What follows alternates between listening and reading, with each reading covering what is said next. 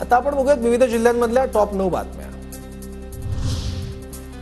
नागपुरात रिमझिम पाऊस, नागपूरसह संपूर्ण विदर्भाला येलो अलर्ट, तर 31 तारखेपर्यंत पावसाचा हवामान खात्याकडून अंदाज। रायगड आणि साताऱ्यात आज पावसाचा ऑरेंज अलर्ट, तर पालघर, ठाणे, मुंबई, रत्नागिरी, पुणे, कोल्हापूरला येलो अलर्ट। नाशिकच्या मालेगावात गिरणा नदीच्या पुलावर तरुणांची स्टंटबाजी, वाहत्या पाण्यात तरुणांच्या उड्या, कारवाई करण्याची मागणी।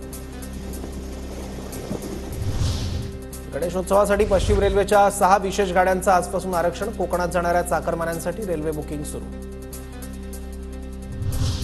साताऱ्याच्या पश्चिम भागात आणि अतिवृष्टीच्या पार्श्वभूमीवर पर्यटन स्थळांवरील बंदी कायम, प्रवेश बंदी असल्यानं सुट्टीच्या दिवशी देखील पर्यटन स्थळांवर शुकशुकाट।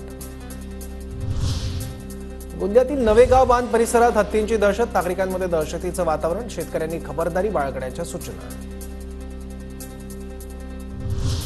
वाशिम जिल्ह्यात 5 दिवसांपासून पावसाची संततधार, सोयाबीन पिकावर अळ्यांचा प्रादुर्भाव, पिकांचं मोठ्या प्रमाणात नुकसान होण्याची भीती। जळगाव जिल्ह्यात वेगवेगळ्या कारणानं जानेवारी ते जून दरम्यान 486 अपघाताच्या घटना, अपघातात 269 जणांचा मृत्यू, तर 350 जण जखमी झाल्याची माहिती। नागपूरमधील भिवापूर तालुक्यातून वाहणाऱ्या नान नदीला पूर, भिवापूर नान मार्गावरील पुलावरून पुराचं पाणी वाहत असल्यानं लोणारा, धामणगाव, वणी, आलेसूर, खोलदोडा गावांचा संपर्क तुटला।